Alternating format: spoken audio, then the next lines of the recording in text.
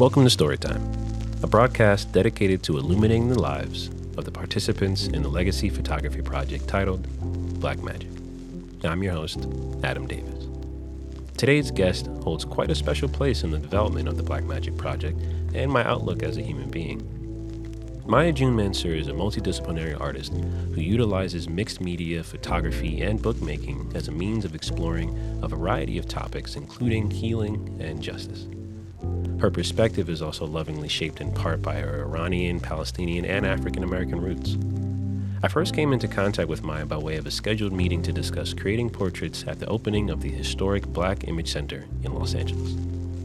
Since its opening, I've had the privilege of witnessing Maya embody a leadership role that has helped steward so many Black and brown creatives around Southern California into the world of photography and the larger arts world itself. Now in a transitional phase more focused on her personal creative endeavors, Maya is set to release a deeply personal collection of images centered around the aftermath of sexual trauma in her forthcoming self-published monograph titled Light Brown Butterfly. Here to tell her story, please welcome Maya June Mansour.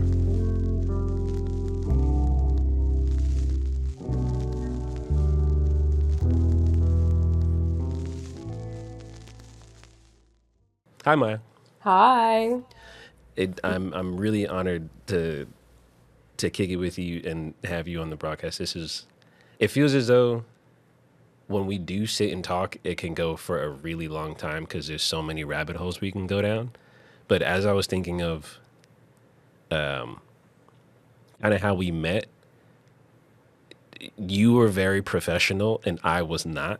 Because if you remember, you reached out to make the portraits at the opening of the Black Image Center. Yeah. And you, Kalina, and Simone showed up at my house, and I was getting my hair retwisted. Yeah. On the floor. Yeah. And I'm like, oh my goodness, that's a hell of a first impression. And I think back on it, I feel like that's why we're cool, because it was such a low stakes and like homey kind of environment to start in. But Totally. yeah, I'm really glad that you're here and we get to talk funny. about some pictures for a bit. Yeah, I'm so excited to be here. I kind of forgot that's how we met. Yeah. Like, I remember that, but I forgot that was my first time meeting you. Because I feel like I've seen you in so many different scenarios. Running around. Yeah. I've seen you working and I've seen you being professional before. So it's not like I was like, oh man, this person just like has no capacity for professional. That means a lot. Thank you. Yeah. Of course, see, we're like doing a podcast. You have a really fancy microphone. You have Jesse. Like, shout out to Jesse. I was very curious to start because I don't know if we've ever gotten into this explicitly, but I wanted to know what your first introduction to photography was. Not even just like you as a photographer, but like your first time recognizing something as like, oh, this is an art form. yeah, that's so funny because I feel like, you and I both are around photographers so much, but I feel like none of us really know anyone's like origin story Yeah. because it's like we're just coming in. It's like, okay, we all like taking pictures, but I don't know. I just always really liked taking photos as a kid, and my mom, I think, saw that pretty early on and like would let me take photos. Apparently, I always wanted to take photos like at family functions. Yeah. So there would be like the real photo and then like I would like take the photo. Yeah. But I really liked when I was maybe in like late elementary school, early middle school. I really liked this brand Lomography, if you're familiar with them. I think Yeah. because I was like, they make these cameras and this film that is like so fun. And I think Yeah. I was just like, this is how I like to have fun, is by taking photos on these cameras. And then this is like, I feel like I'll be putting myself in a very particular age group, but like I started using the internet because I really wanted to learn more about stuff like lomography. So I would be going on Flickr and reading forums on Flickr. It's like, Shout out to Flickr. yeah, It's still going, isn't it? yeah, they like still do it. Yeah. And I remember I was really interested in this thing called film soup, Mm-hmm. which is where you can like dunk your film in different chemicals. And so, yeah, I just thought that was like so cool and fun. So I was doing stuff like that. And that was the first time where I was like, that's my earliest memory of photography and like being interested in photography. But my first time being like, oh, this is art was when I was in high school. There was a show at the art museum. I grew up in Nashville, so it was the first museum of Hmm. art in Nashville. And there was this show called 30 Americans. I don't know if you've seen that show before. It's like No. 30 Black American artists. Wow. And it's the first time I saw like a full exhibition in this museum, especially all of the Black artists. Hmm. And I was in high school, so I was like really into Basquiat, and they had this Basquiat piece, which was so cool. But then there was also like Glenn Ligon's, like his neon work, the America, and then Yeah. there was also a photo series by Carrie Mae Weems, where it's kind of like printed on this mirror, and there's text, and it's these portraits of Black people, and the text just has like it's just very like beautiful and chilling. And I was just like, wow, I can't believe that like this exists. And I remember I went to see it with a group of friends, and we went out to like dinner afterwards, and I was just really quiet. And my friends were like, "Are you okay?" And I was like, "Kind of not really." Like that was just wild. Like what we just saw, like really Yeah. blew my mind. And then it was a really cool thing because when I was in college, I went on a field trip to the Tacoma Art Museum in Tacoma, Washington, Hmm. and they were showing 30 Americans at the Tacoma Art Museum like 4 years later. So Same show. same exact show, Wow. and I got to see, that was my first time, and I don't think I've ever seen this again, but my first time seeing the same show at two different institutions. Mm. And I think I was like 17 or 18 the first time I saw it, and then I was like 4 years older the second time I saw it. And I Hmm. learned so much about myself and about art and what it takes to be an artist, and just gained a little bit more perspective on probably what all these people had gone through in order to make the work that they'd made, and just kind of on an intellectual level, like how Yeah. much thought it takes to make art. And it was just really cool. I think I learned a lot about art and artists, but also about curation because the I got to see the show curated by two different curators, so that was really cool. So it was arranged differently as well, Yeah, just like the layout and everything. yeah. That's interesting seeing like how did you observe, if at all, like the visitors and the audience take in the work in separate spaces too? That's a good question. I mean, the first time I saw the show was in Nashville, and like, yeah, I think it just impacted me so much that like I was speechless after, and I was just so in my own experience of seeing the show. But my Hmm. second time seeing it was with like my thesis cohort. So it was like all these people, and we were all working on our thesis projects, and we like debriefed with our professors afterwards.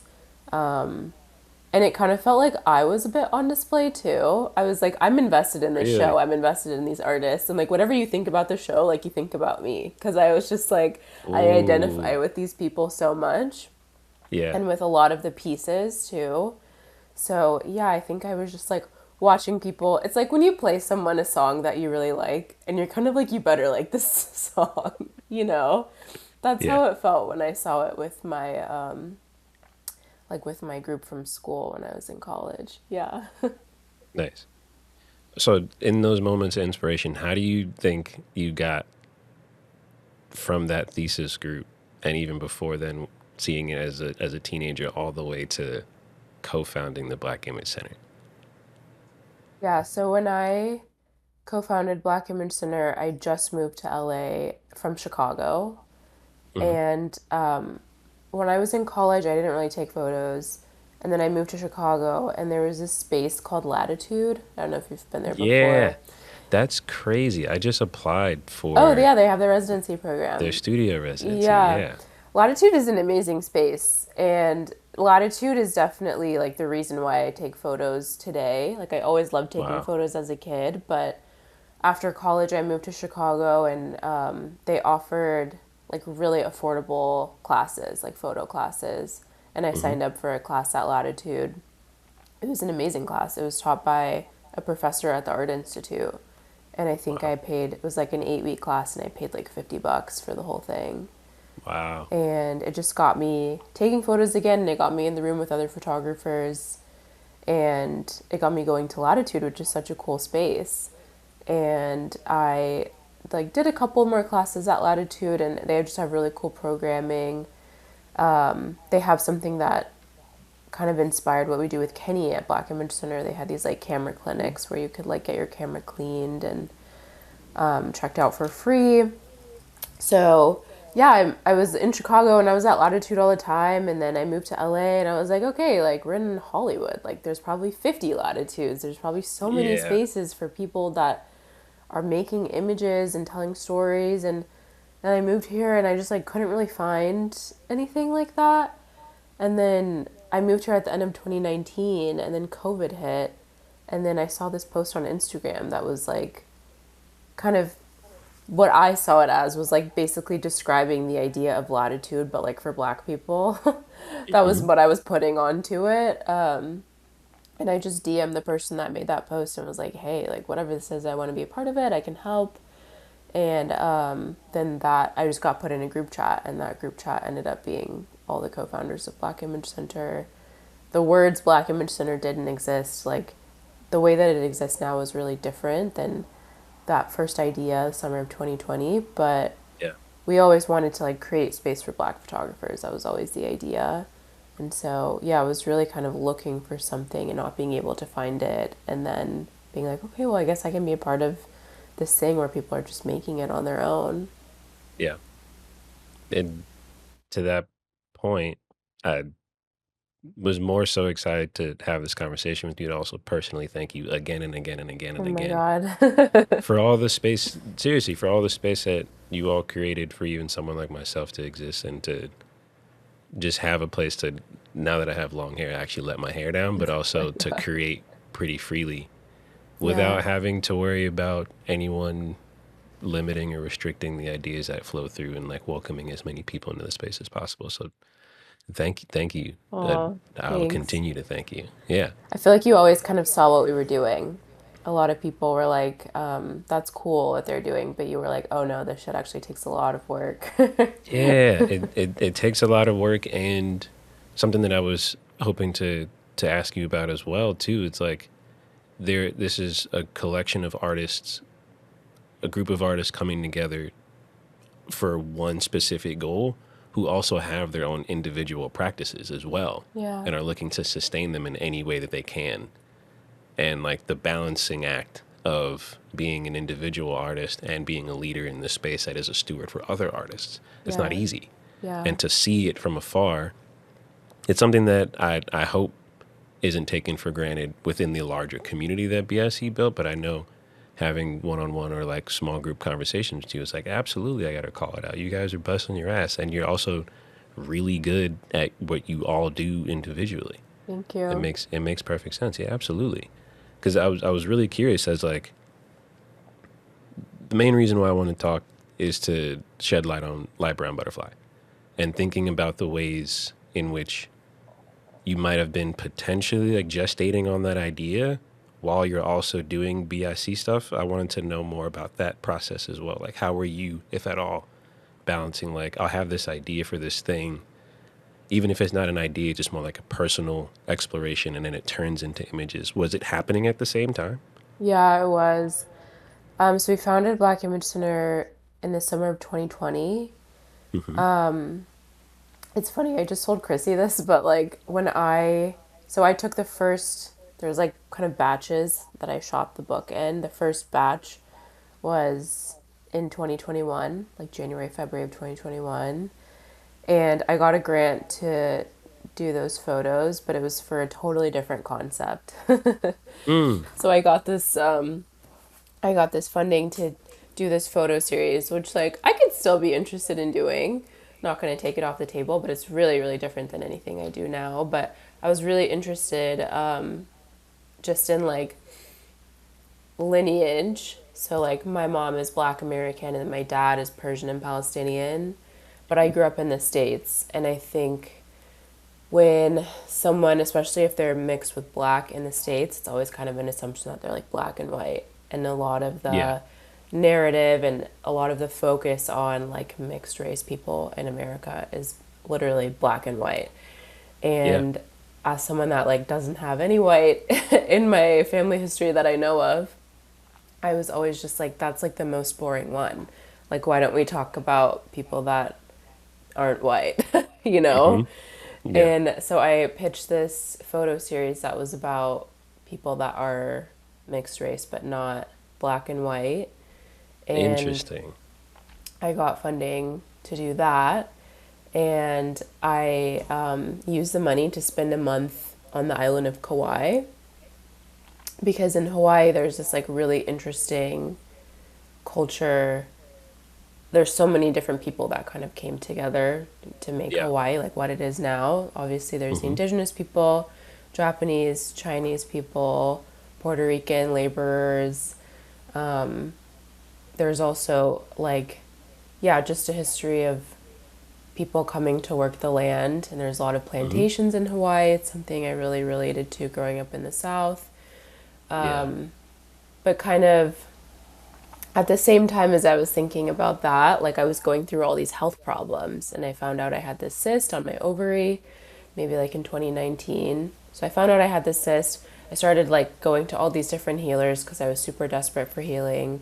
And kind of from that process, I started meditating and the word Kauai like kind of came up in my meditations. And I was like, I don't even know where Kauai is. Like I know it's a tropical place, but I don't know where it is. Yeah.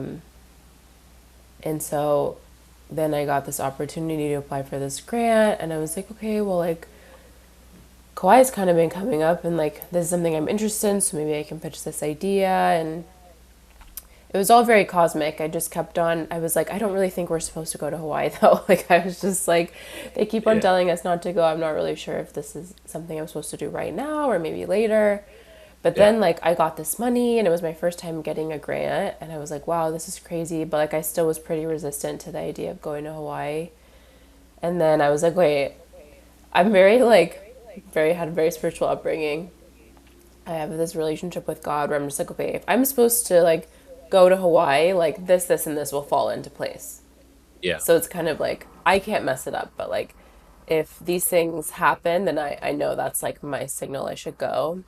Yeah. So all these things fell into place, and I was like, okay, there's like a higher purpose to me going. I don't know what it is. I want to go as responsibly as possible.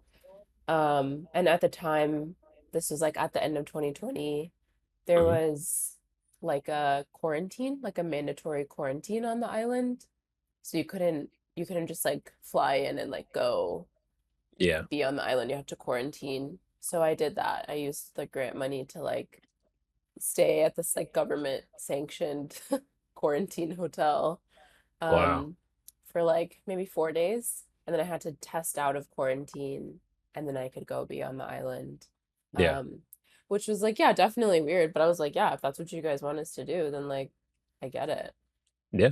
So yeah, I remember we'd started Black Image Center, but we were still just kind of like, what are we doing? Like we were doing these micro grants, but we didn't have a space yet, and it wasn't that big of a deal for me to like leave for a month. Mm. Um, and that was when a lot of the other co-founders were more involved. So it wasn't that big of a deal that I was like not going to be on a couple of phone calls or Right. like on set at stuff. So that's when I went. I was on Kauai for a month. It was really crazy. I took all these photos and I was like, ended up, I reached out to people for this like mixed photo series thing, but it just like did not happen. I was like, okay, whatever. Like if that's not supposed to happen, Yeah. okay. Like Um, individual people on the island. yeah, yeah. Okay, gotcha. But I didn't really get much response. And then I was just like, yeah, meditating on my ovary.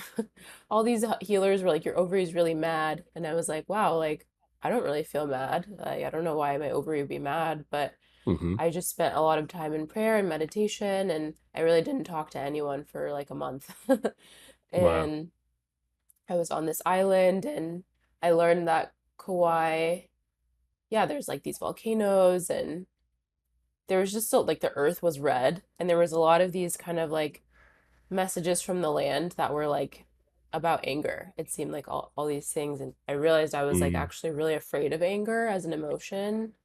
Um, but I feel like being there and like witnessing the land, I was like, yeah, it's okay to be angry and like it's actually can be beautiful. yeah. Um, which I know maybe I'm skipping a couple of questions. I No, realized no, you no. asked This like is something totally different, but no, no, no. This is great. This is great because I actually want to put a pin in the anger part. And yeah, actually, for those listening that may not be a subscriber to Maya's newsletter, which you absolutely should be, it's thanks. crazy. But also, if you're not following Maya on social media, what can you kind of encapsulate what Light Brown Butterfly is about as a collection of images? Yeah. So Light Brown Butterfly is these photos that I took when I was investigating my anger. Yeah, And it started during this like really crazy month of isolation in Kauai where I realized that I was really angry about this sexual assault that had happened when I was in high school that I yeah, knew like wasn't great, but I didn't know I was still holding on to all of the things that it had made me feel, but I'd never expressed. And then when I was on Kauai, I was like, okay, I probably have to like work through this assault. But then it was one of those things where like the thing that you think it is actually just like the tip of the iceberg.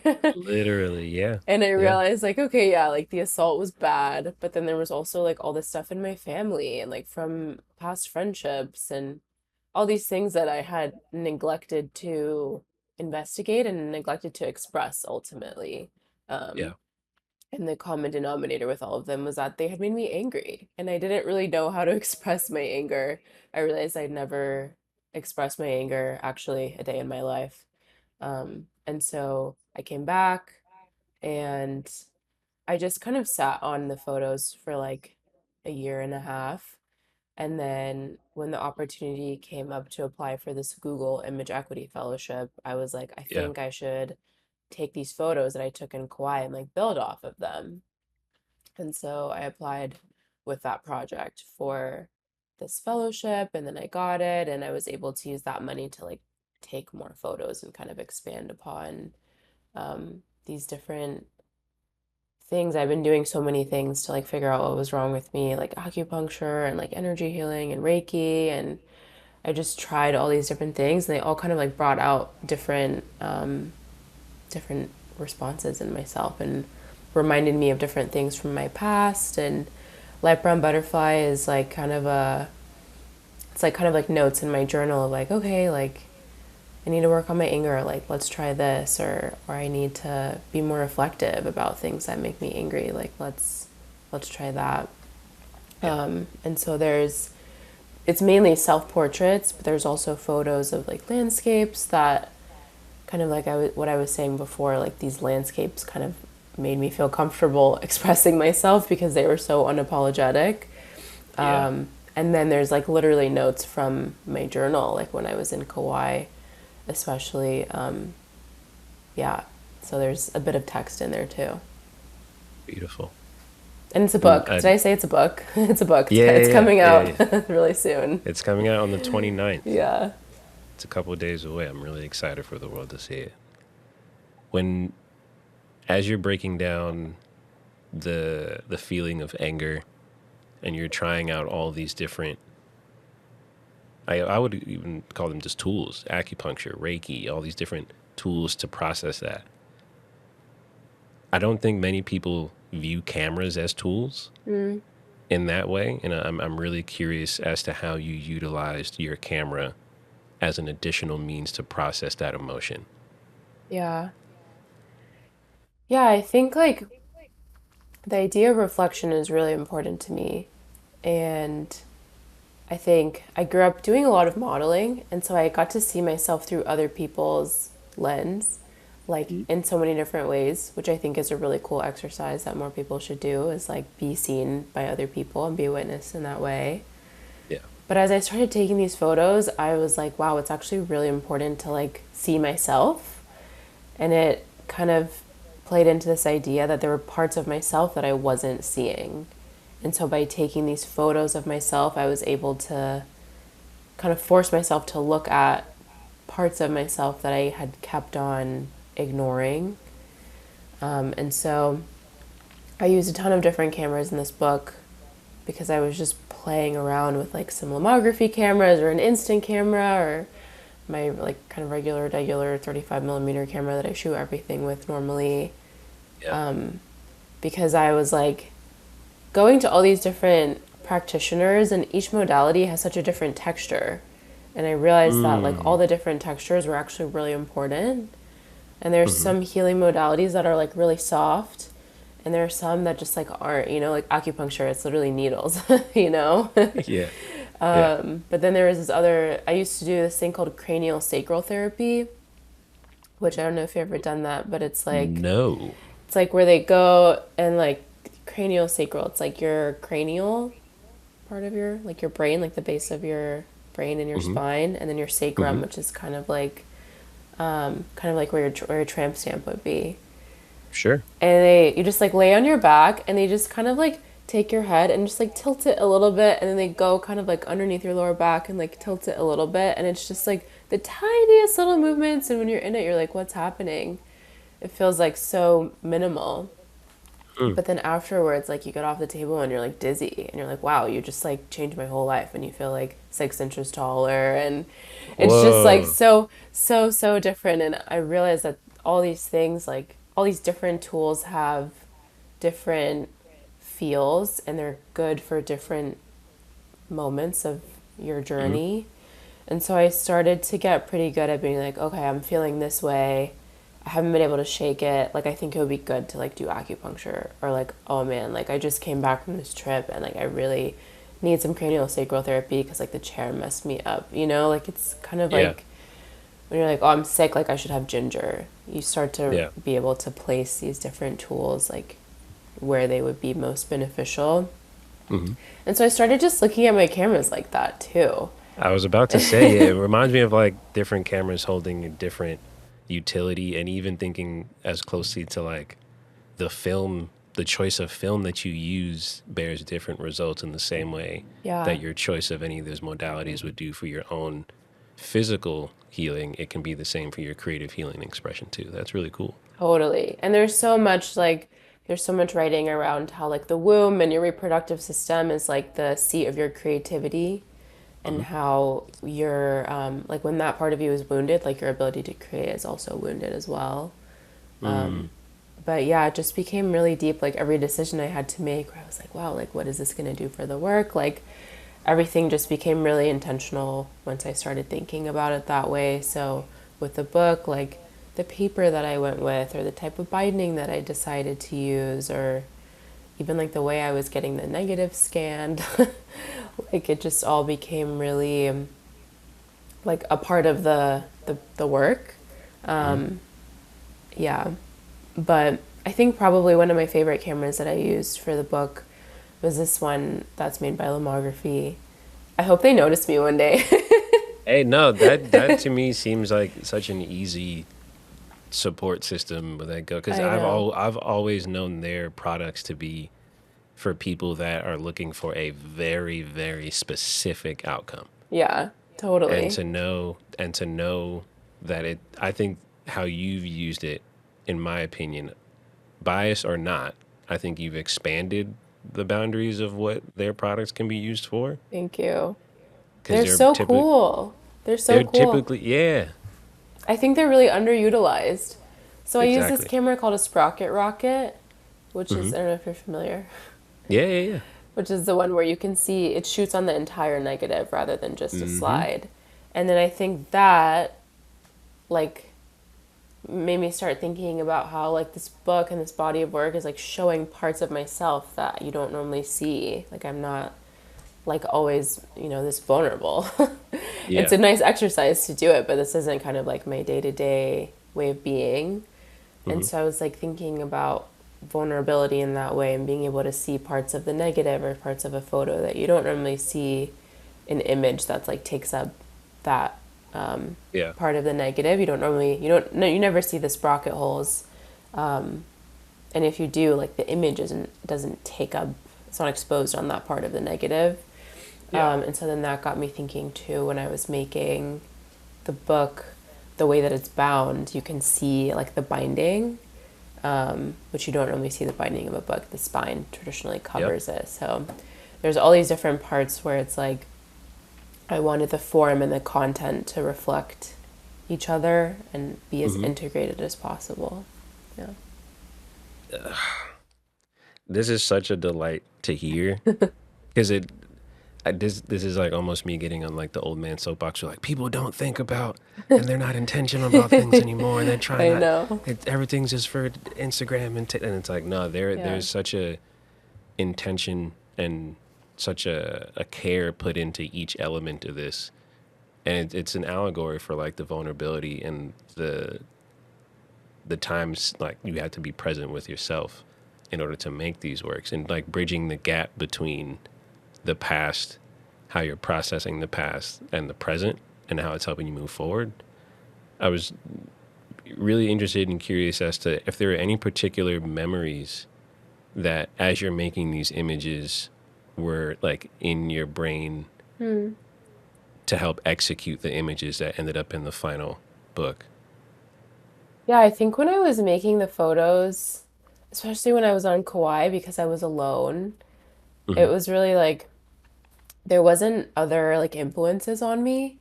And so it was really just like me and my brain like going crazy. Yeah. And it's not exactly a memory, but like all of these songs from my childhood like just kind of floated to the top of my consciousness, and it was like Hmm. music I just hadn't thought about in like 20 years. Wow. That I was like, wow, I used to listen to this song all the time when I was in like middle school or elementary school. And I think that was a like kind of confirmation that like I'm on the right path, that I'm like uncovering like in this process of Mm. uncovering like what happened to me or how I feel about like people or periods of my life. Like I'm also uncovering these like this music that yeah, like I have not thought about in a really long time. Yeah. That's that was I was listening to during this time that I'm trying to remember, trying to like Yeah. kind of tend to in a way. Hmm. Yeah. It's interesting. I was watching this episode of Black Mirror last night. Uh, Paul Giamatti was the lead actor of this particular story, but it was tied to someone that he was dating from like 30 years in his past had passed away, Mm. and this company sent him a device in which he would stick to his temple to hopefully access parts of his memory through looking at images or listening to music tied to that person Yeah. to kind of bridge the gap between the two. So I had a question about music, so it's crazy that you even brought that up. Naturally, I was really curious as to what the songs were, because it does like, and you mentioned earlier too, where you were almost hesitant to even go to Kauai in the first place, but through your faith and just through your spiritual presence, like you're like, oh, these are the signs that if I go through with this thing, all these different things will fall into place. And I'm assuming the music was one of the elements that fell into place for you to create this body of work. Yeah. So I'm curious to know what were some of the songs.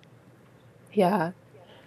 Um, there was one that like I can kind of hear in my head, but I'll have to Google it because I remember looking it up and it like wasn't on Spotify, and it was this like random like British band that probably like only had one album, but I'm Okay. gonna Google it right now. Yeah. Um, Those are the kinds of the best yeah, albums, best songs when you random. and it's like a deep cut.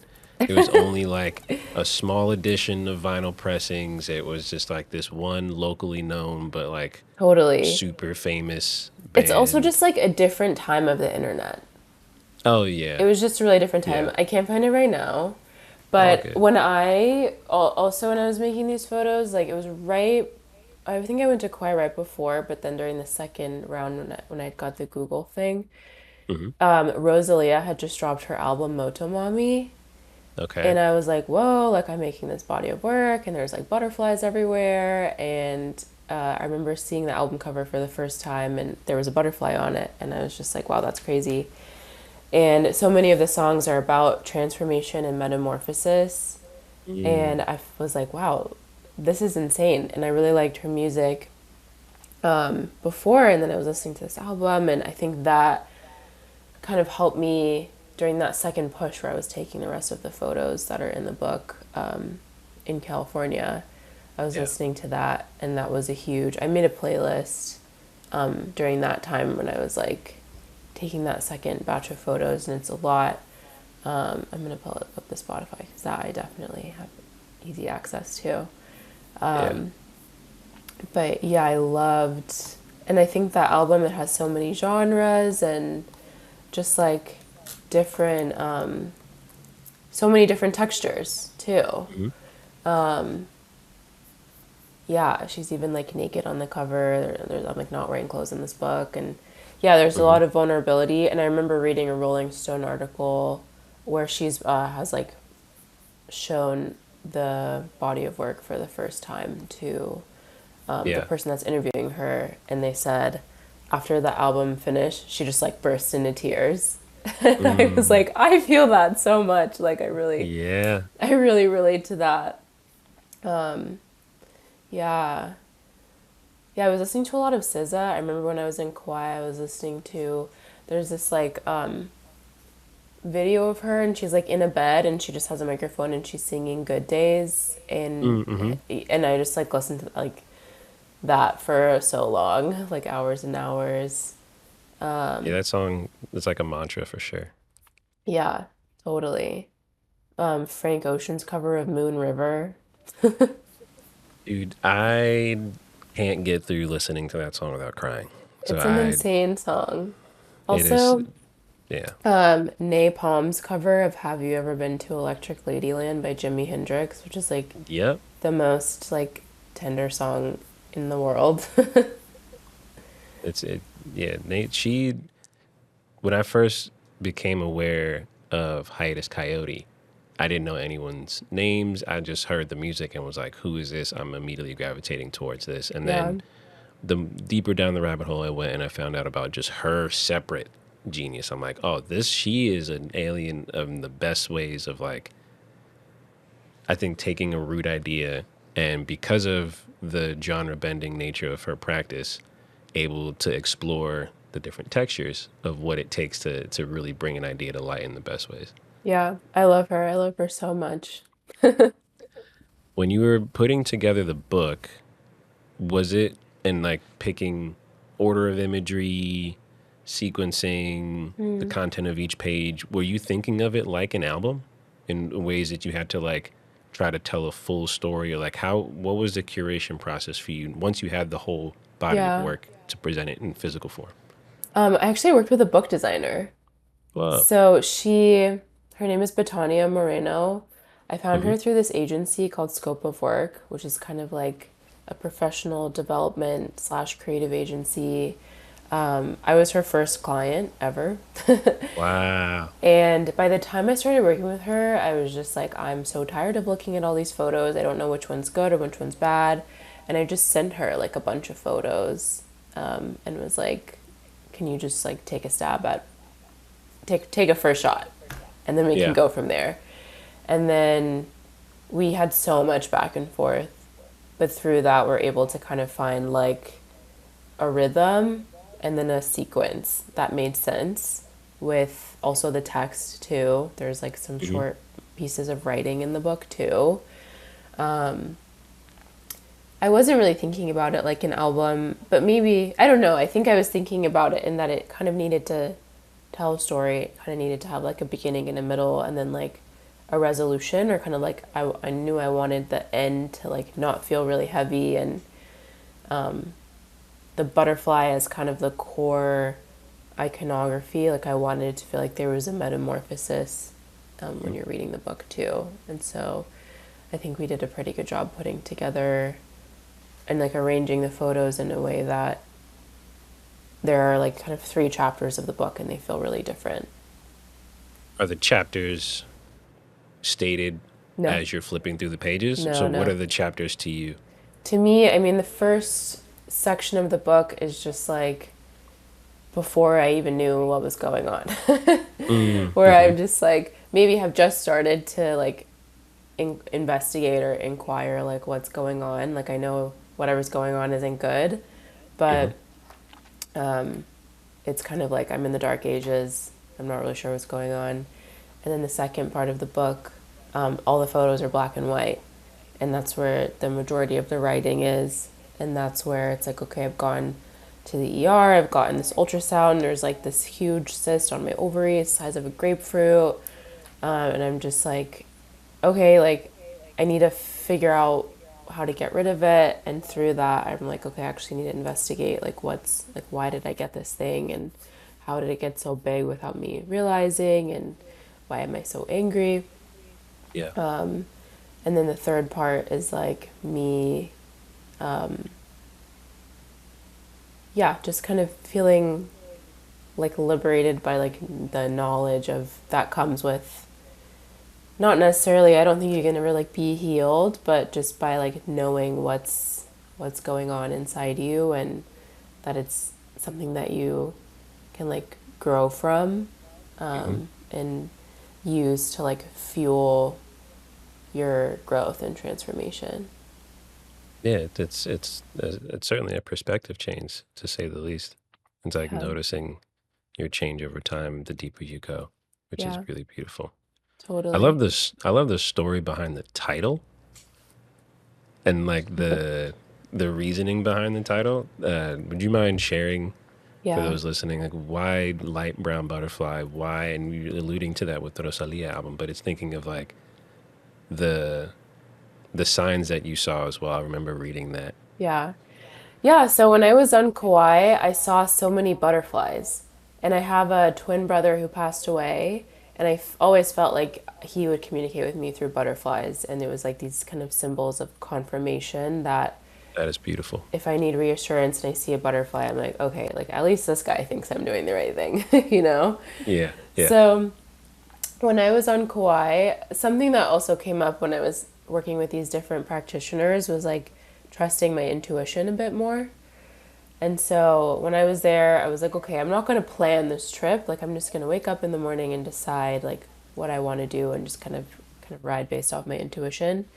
And so there was this day I decided to go on a hike, and it was to a waterfall. And I remember it had just rained the night before, so I was going on this hike and it was kind of muddy. And I thought it was just going to be a straight shot to the waterfall, but there was one point where there was a fork in the road. And I was like, oh my God, this is like a quintessential test of intuition. It's like, Right. which fork do you in the road do you take? Yeah. And then I decided to go like one way. I can't remember if it was right or left, whatever. I just like picked one and was like, okay, I'll just go down this way. And then like a couple of feet down that path, there was this huge puddle in the middle of the road, and it was in the shape of a butterfly. And I was just like, okay, bet. Like, this is Yeah. crazy. And I just snapped a photo of it. I would take this like little instant camera with me, Okay. especially like on the hikes and stuff where it's like, okay, if this like gets wet, it's okay. Yeah. And I took the photo and it just was like, this is crazy. Like, I don't know. I had so many of these moments of serendipity. And it's this thing, which there's so much writing around too, where it's like the more you trust your intuition, the stronger the signs get, and the easier it becomes to listen to it. And I don't know, I just felt like I was in such a good place. Even though I was like reckoning with all these ugly parts of my past, I was just like, wow, I felt like a superhuman. I was like Yeah. really in a good way. And I would go like during the day, I would go out and I would have this little Polaroid with me. And I would come home and I would look at all the Polaroids from the day, and I would like tape them in my journal, and I would like write Hmm. around the photos. And so I came home that night and I was just like, this photo is like really important. And Yeah. I just like wrote a bunch around that photo, and I did these blind contour drawings of the photo of the puddle. And that's what ended up being the cover of the book, is like one of the blind contour drawings I did of that puddle that was in the shape of a butterfly. And I also have it tattooed on both of my both of my You got arms. both. Yeah. Oh, dude, I was gonna already commend you for getting a tattoo. I'm terrified of needles. Uh, but it's a beautiful story of like taking a sign. And it's one thing that when I think back even and like participating in all the events and workshops and stuff like that at Black Image Center, when it gets very technical in like the weeds of like, here's how to use a camera, shutter speed, aperture, blah blah blah blah blah. Yeah. The one thing that I've enjoyed the most, once all of that technical knowledge is shared throughout the cohort, is how invaluable intuition is as an artist. Yeah. No matter what story you're looking to tell, even if you're just like, I'm taking a picture of a rock, to follow your intuition to lead you to the rock to then make the image of the thing in itself is such a powerful step in the creative process for anyone of any medium, but especially for photographers, because we're able to visualize our intuition in a way. Yeah, totally. So to turn that fork in the road into the message behind this entire experience is really beautiful. And it makes me think like, damn, why were you sitting on this body of work for so long? Like what what Oh my about God. now?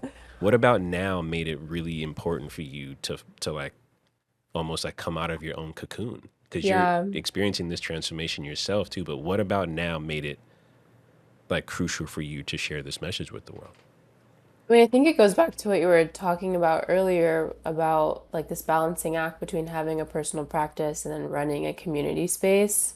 Yeah. And I think I learned that like there's no way to have like a balance. Like you just have to prioritize one or the other depending Hmm. on like what day it is. In Black Image Center, it gotten to a point where it was like untenable for me to have a personal practice anymore, especially Yeah. towards the end. It was just like the responsibility was too big and too much to do that and this. Yeah. And when I got the Google Image Equity Fellowship, it was at like a really different chapter of Black Image Center, and there were kind of like more cooks in the kitchen, and we weren't doing as much as we were like during the second half of when we were at 3209. Hmm. And yeah, it just became like way like it just became unfeasible to imagine like giving this body of work what it deserved in order to release it, and also like managing all of Black Image Center. And so I think it's kind of like the myth of having it all, like you actually can't like do Yeah. both. And so I needed Right. for Black Image Center to be taken off of my plate, which basically happened like a month and a half ago Hmm. after we wrapped up kind of the last bit of programming that I was involved in, and we moved out of our space and just got the project to a point where like I wasn't integral. Hmm. And once that happened, I took like a bit of a beat and rested a little bit, and then but I was just like I can't even like I can't even rest because I just want to put this book out, and it had all these copies of the book like in this room for like 6 or 7 months, and I just been waiting, and it took so long also even to finish the book because we were in a good rhythm, like organizing the photos into a book layout, and then October Hmm. 7th happened, and I just felt completely uncreative, and I felt guilty for creating, and Yeah. I had no ideas, and I didn't trust myself, and just watching a genocide live stream to my phone, like I was just like, what even, like what the fuck? Literally. And it took me a really long time to like I didn't email my book designer back for like months, and we had no back and forth for a really long time, and it took a lot longer than it actually took to make it, Hmm. because there was these long stretches where I was just like I can't think about this work, I can't touch any of this because it was so yeah, just such an intense time to be Yeah. alive, and I think there was just like a readjustment that needed to happen. And then when I kind of got back into the rhythm and finished the design with the book designer, and then got the book printed, and there was so much where I was like, how many copies can I print? And then I was like, wait, I actually can't afford to like print that many copies of this book. Yeah. Even though I got a lot of funding to create the project, just like by the time it came to actually print the book in the way I wanted to bind it and on the paper I wanted, I was just like, oh my God, Hmm. this is like the most expensive thing I've ever done. Right. But yeah, it took a long time. And I think Hmm. like even if the world had looked really different, I still think it just would have taken a really long time. But I don't know, it's like it really just felt like once Black Image Center like wasn't taking up like 110% of my capacity, then I was able to be like, okay, like I can put this work out in the way that I want to. Like I'm have made a lot of content around the book for social media. Shout out to my friend Negin, who like we spent a whole day like shooting content like I'm an influencer or something, which was so hard. Oh, it's a different beast for sure. Yeah, totally. But yeah, I think that has just been like really fun, but I don't think I would have been able to do that if I was still like Yeah. full-time executive director at Black Image Center. Yeah. In the many phases of like the post production process as you're going into the work, stepping away from it, all the different things. What was your support system like? Of the people around you that helped like hold you up at points when you may not have wanted to even look at your email or look at the work? Like, how were the people around you aiding in the stewarding of this idea into the physical form? Yeah. I mean, my friend Negin, who shot those influencer photos of me, was super helpful. She's someone that like assisted me on one of the days when I was shooting some photos that were in the book. I think Hmm. just like having really good friends. My husband is just like super supportive throughout the whole process, but especially towards the end. Towards the end, it's like, oh my God, like I've looked at this work so much. I don't even want to breathe in the same room as this friggin' book. Right, right. But I think that was also a good reminder to me, like just showing him the work and hearing what he had to say about it. I was like, oh yeah, like this is good. Yeah, This is worthwhile. And then just hearing what people think, like blind, like just not telling them much about what I've been yeah, doing, and then like, okay, I can show you a version, and then like hearing their reflections of it also is super helpful because you can kind of gauge like, are people picking up what I'm putting down?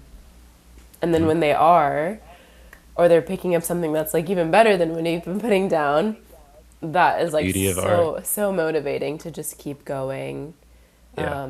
And then, I think I thought I was probably going to put the book out earlier this year, but then the fires happened, and I feel like that just also kind of like Hmm. threw me off a little bit too. But around New Year's, I had started doing these like kind of experimental like book flip throughs with people where I was like actually inspired by Jason at Black Image Center when he was doing his Burn Sienna Yeah. residency. He would do these book flip throughs where it's like shot from the top down. It's just your hands Hmm. flipping through the book, which I learned is like a pretty traditional part of like rare book culture. There's like all of Yeah. these YouTube videos, but they're all silent and it's just someone literally flipping through a book and there's no words and it's just so you can like see this book. Hmm. So I thought that was cool, but I wanted to like talk. Like I like talking Yeah. about the work. So I bought these microphones and I would mic people up as they were flipping through the book for the first time. And then I would be mic'd as well so we could like have a conversation about the work. So I shot maybe like 15 of those at the beginning I've of the been year. loving watching those videos too, by the way. Thank you. Yeah. They're like so fun. But then I think that was also, yeah, just really fun and helpful and supportive. And my worst nightmare was to like only have like a post or two on Instagram and be like, yeah, this is my life's work. Here you go. And like not have like any feedback. Like I think that's part of why social media is so bad for artists is that you don't actually get feedback and critique and Mm, it's in addition to just feeling like you have to perform for the algorithm, like you also don't get genuine feedback and thoughts on like what your work is actually, how it's impacting people. And so yeah. I wanted to like sit in front of people and put a microphone on them and force them to react to my book in front of my face so I could really see like what it was doing and how it was Yeah. landing. And that was really fun.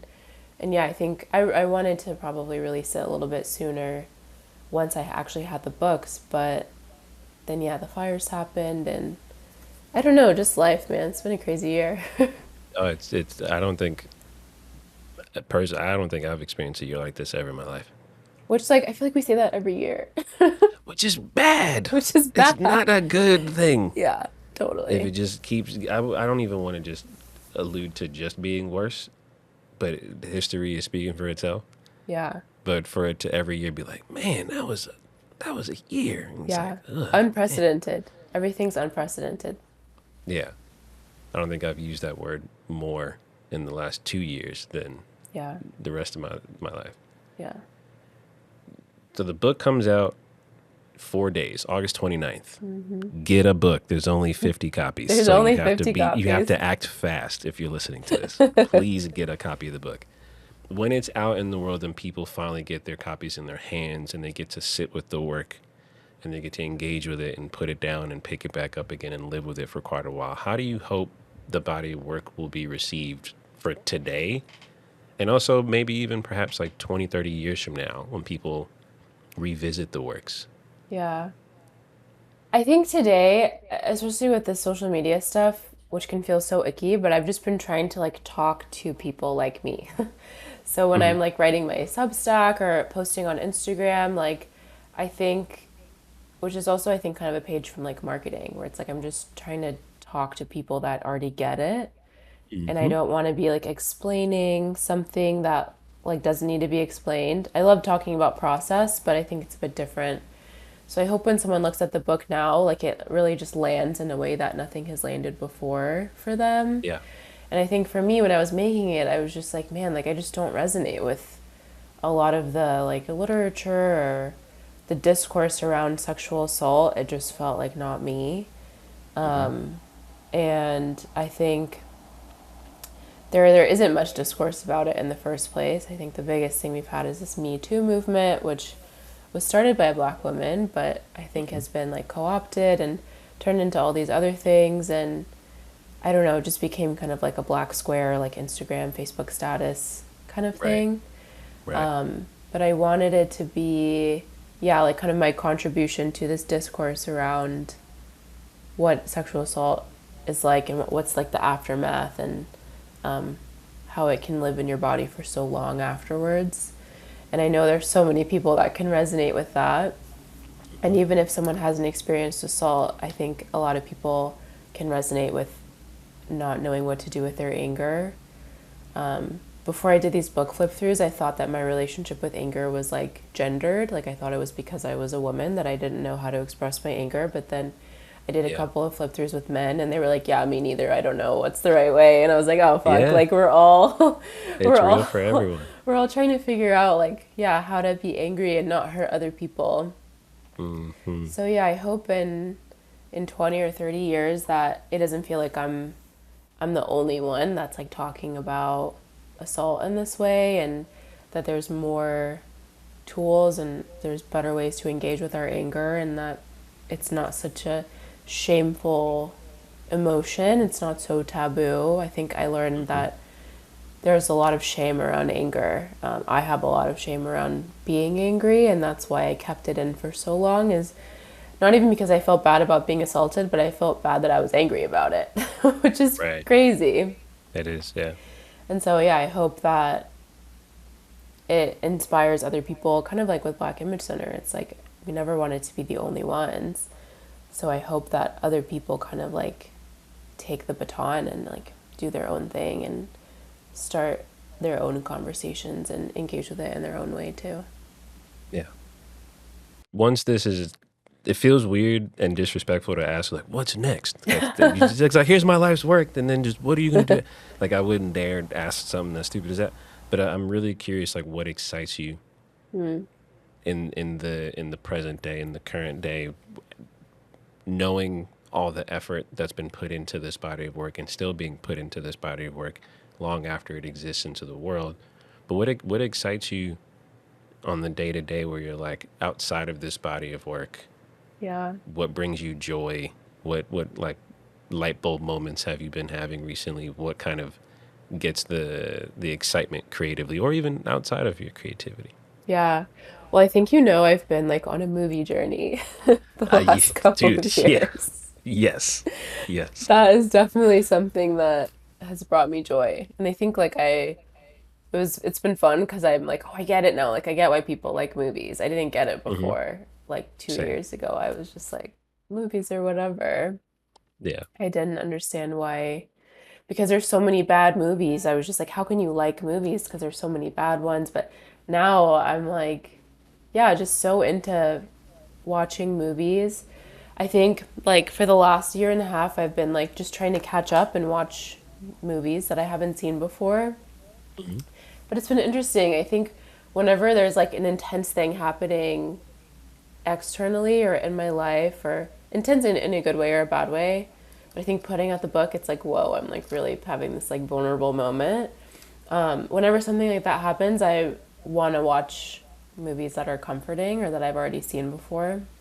Mhm. And so have been like, now that I've watched all these movies, I feel like I have like literal tools where it's like, oh, I mean, I need comfort. Like I should watch this movie, or if I'm feeling What's your down. comfort? What's your comfort movie of choice? Well, I mean, I have COVID right now, so we've been watching comfort movies. Yeah. And yesterday we watched Mulan, Well, and the that original or live action? the original Shout out. Mulan, the animated Mulan, Yeah. and that movie is so good. Right? Mulan is incredible. The music is so good too. Hmm. And I was just like so happy that it exists. Yeah. When we watched, that was my first time rewatching Mulan. And then I also watched the third Harry Potter, which is the best That's one. that's where you lose me. I haven't gone down Okay. the Harry Potter rabbit hole. I plan to, because Yeah. also my girlfriend is obsessed, and that's Really? like the have you not seen Harry Potter? It's like I'm the same way with Star Wars, so it's Okay. we're back and forth. But you said the third Harry Potter is the best one. I think so. I Okay. think so. It's directed by Alfonso. Wait, I don't want to say his name wrong. Yeah, I'm definitely not going to say his name right. But he's the guy that directed Roma. So that was the Alfonso. Yeah, Alfonso Cuarón. Yeah. Yeah, he directed Roma and then Y Tu Mama También. Oh, okay. Yeah, I know you're talking about. Yeah, great guy. amazing. Yeah, but yeah, those are really good. And then a movie that actually Cam recommended to me a couple of years ago that I was like, I need to rewatch this is A Place Hmm. Beyond the Pines A with place beyond the pines. Ryan Gosling and Eva Mendes, and it's just Is that where so they good. met? That's where they met, bro. I was They gonna met. say, yeah, I was gonna say. I remember that was part of their like meet cute was them met on Yeah, set. they met on That's this beautiful. movie. It's so beautiful. And that's another movie that's a lot about like legacy and like lineage, and it's about these two dads and their two sons. Mm-hmm. And yeah, that one's really good. It's a little sad, but like, you know. It, good movie is a good movie. Yeah. I What won't about make any you? Have you been complaints. watching any good movies lately? Good movies? Actually, okay. I don't. I'm not the kind of person that has like any guilty pleasures. I own everything that I do. I recently watched the new Eddie Murphy movie. Oh, what's that? It's Eddie Murphy, Pete Davidson, Keke Palmer. What? I've I never heard of forget. this. It just came out like a week or two ago. It's about Eddie Murphy and Pete driving. I guess they couldn't use the actual brand name, but they basically drive Brinks trucks, Okay, yeah.